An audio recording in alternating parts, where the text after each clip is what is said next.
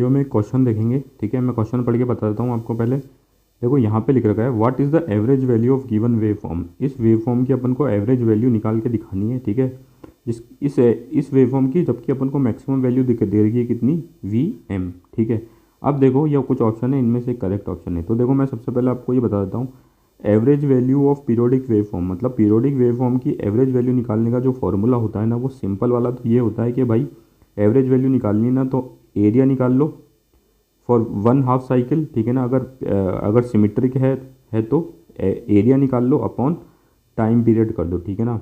तो देखो एरिया तो अपन यहाँ पे निकाल नहीं सकते हैं, ठीक है। इसका एरिया कैसे निकालेंगे, ये सर्कल तो है नहीं, तो अपन को दूसरा फॉर्मूला काम में लेना पड़ेगा। तो दूसरा जो फॉर्मूला है ना वो ये है, average value of periodic waveform जो होती है ना वो होती है 1 टाइम पीरियड और integration of instantaneous value of the waveform over the given time period. तो देखो यहाँ पे ये इंस्टेंटेनियस वैल्यू है इसकी वी टी, ठीक है, और जो गिवन टाइम पीरियड है वो है 0 से टी, ठीक है। अब देखो यहाँ पे टी टाइम पीरियड मैंने बता दिया, वी टी क्या है, इंस्टेंटेनियस वोल्टेज, मतलब voltage at particular instant of time, मतलब किसी भी इंस्टेंट पे अगर अपन को वोल्टेज की वैल्यू निकालनी ना तो अपन इस इक्वेशन से इसकी इक्वेशन बना के निकाल सकते हैं। इसकी इक्वेशन अभी मैं आगे बनाना सिखाऊंगा, ठीक है। मैं सबसे पहले आपको फिर से बता देता हूँ, एवरेज वैल्यू निकालनी है तो उसका फॉर्मूला है 1 टाइम पीरियड और integration of instantaneous value over the given time period. तो देखो अपन आगे चलते हैं आप क्वेश्चन सॉल्व करने के लिए।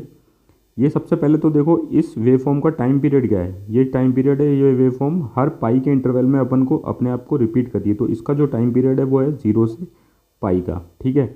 अब सवाल आता है अपन को इंस्टेंटेनियस वैल्यू निकालना। तो देखो सिंपल सी बात है, ये अपन को दिख रहा है साइन फंक्शन है, साइन फंक्शन है तो साइन ओमेगा टी, और यहाँ पे आता है एम्पलीट्यूड या फिर मैक्सिमम वैल्यू, और मैक्सिमम वैल्यू जो अपन को क्वेश्चन में दी गई थी वो कितनी गई थी, वी एम।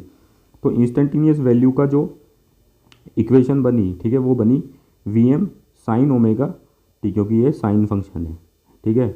अब देखो ये अपने पास इंस्टेंटेनियस वैल्यू आ गई, अपने को टाइम पीरियड दे रखा है पाई का। तो एवरेज वैल्यू को निकालने का अपन को फॉर्मूला पता ही है, 1 time period integration of instantaneous value over the given time period. तो टाइम पीरियड यहाँ पे कितना है अपना, पाई है। तो देखो यहाँ पे 1 टाइम पीरियड की जगह पाई, 0 से पाई अपना इंटरवल जो है ये इसका है, और अपनी इंस्टेंटेनियस वैल्यू। अब देखो यहाँ पे वी एम तो कांस्टेंट है, ठीक है, तो उसका इंटीग्रेशन हो नहीं सकता, तो वो बाहर आ जाएगा। साइन ओमेगा टी का इंटीग्रेशन करना है, ठीक है। तो साइन ओमेगा टी का इंटीग्रेशन होता है माइनस कॉज ओमेगा टी, और ये लिमिट हो गई 0 और पाई, अपर लिमिट पाई और 0। तो यहाँ पे अपन को पता है माइनस का साइन यहाँ पे अपन बाहर ले लो, ठीक है।